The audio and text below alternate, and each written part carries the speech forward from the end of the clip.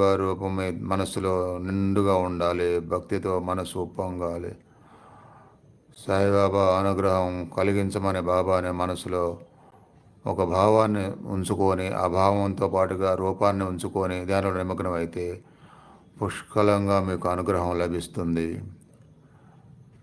ఆ రూపం మనసులో నిలవనప్పుడల్లా ఎదురుగా ఉన్న సాయిబాబా చిత్రపటాన్ని మీ ఫోన్లో చూస్తూ ఆ రూపాన్ని మనసులో నింపుకోండి. నింపుకున్న రూపాన్ని తదేకంగా చూస్తూ కనులు మూసుకొని కూడా ఆ రూపాన్ని దర్శిస్తూ ఉండండి.